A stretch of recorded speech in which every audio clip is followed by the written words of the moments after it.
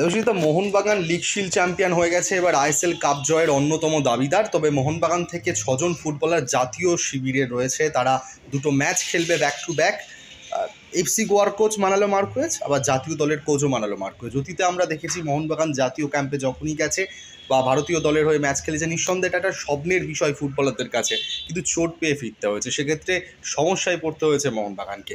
এখন knockout match আছে, semifinal, final রয়েছে। যদি সব কিছু ঠিকঠাক হয়, যদি চোট না পায় বা চোট পেয়েও যদি আসে, কতটা ডিফিকাল্ট এগুলো ম্যানেজ করা। আর মানালো মার্কুয়েজ, এফসি গোয়া কোচ এবং ভারতীয় কোচ, কতটা সাবধান থাকতে হবে মোহনবাগান ফুটবলারদের। দেখো, আমি আমি মনে করি না কোনো কোচ এই ভিন্ডিকটিভ মানসিকতা থাকবে যে মোহনবাগানকে আমায় ফেস করতে হবে বলে আমি মোহনবাগান প্লেয়ারদের একটা সেরকম এটা এটা বলে বলে করা যায় না, এগুলো হয় না এগুলো। তবে এটা ঘটনা যে একটা গোয়া টিম, যে টিমটা অন্যতম দাবিদার এবারে আইএসএল কাপে, সে তার কোচ আর ইন্ডিয়া টিমের কোচ এক হয়, এটা আমি আগেও ভাববার বলেছি। এটা এআইএফএফের এই মানে মানে যে জঘন্য ডিসিশন যেটা নিয়েছে, এটার একটা ব্যবস্থা অন্তত করা উচিত ছিল। কিন্তু যেহেতু এআইএফএফ নিয়েছে, কেউ কোনো কথা বলছে না, কেউ তো কিছু বলছেও না যে একটা কোচ কী করে একটা আইএসএলের ক্লাব টিম আর ইন্ডিয়া টিমের কোচ হতে পারে।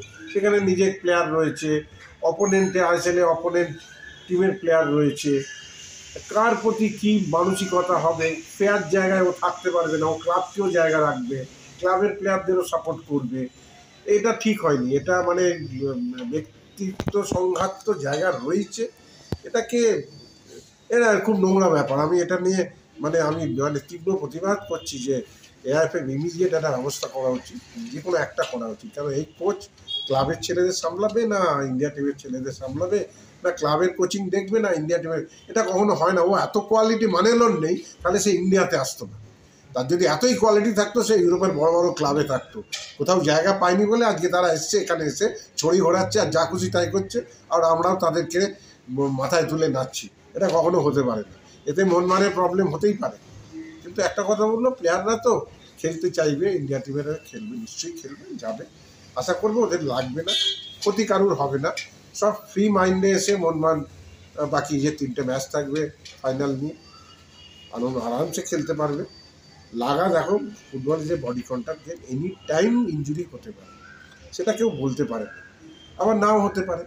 এবং এটা ভাবতে গেলে তুমি খেলতে পারবে না। এই ভাবনাটা তোমার মন থেকে সরাতে হবে যে আমার লেগে যাবে। এই লেগে যাবে ভাবলে তুমি ফুল এফোর্ট দিতে পারবে না।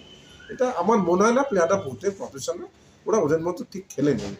আর ইন্ডিয়া তো দুটো খেলা, একটা মালদ্বীপ এক্সিবিশন ম্যাচ আর বাংলাদেশ। আমার মনে হয় না খুব একটা টাফ বা সেরকম কিছু হবে। পরের দিকে আছে হংকং আছে, আর একটা বোধ হয় তোমার আরও দুটো টিম আছে। এগুলো সব হোম অ্যাওয়ে খেলা হবে। কিন্তু এই আইএসএলের নকআউট রাউন্ডের আগে দুটো ম্যাচ পাবে মালদ্বীপ, বাংলাদেশ। মালদ্বীপে কোচ চেষ্টা করবে টিমটাকে সেট করা, কিন্তু এইভাবে তো হয় না। এটা তো আর আমরা ইউরোপিয়ান ঘরানার কোয়ালিটি প্লেয়ার নই যে ক্লাব খেলে এসে দেশের সঙ্গে আমরা অ্যাডজাস্ট করে নেবো। এত কোয়ালিটি আমাদের ইন্ডিয়ার নেই। থাকলে আমরা ইন্ডিয়া ওয়ার্ল্ড কাপ খেলতাম বা কোয়ালিফায়ার একটা হাই স্টেজের অবধি যেতাম। সেই কোয়ালিটি আমাদের প্লেয়ারদের নেই। আমাদের দেশের স্ট্যান্ডার্ড অনুযায়ী তারা ভালো, কিন্তু নট ইউরোপিয়ান স্ট্যান্ডার্ড বা ওয়ার্ল্ড স্ট্যান্ডার্ড। সুতরাং আমাদের দেশের স্ট্যান্ডার্ড নিয়ে আমাদের চিন্তা করতে হবে, বড় কিছু নিয়ে চিন্তা না করে। অসংখ্য ধন্যবাদ দেবাশিস।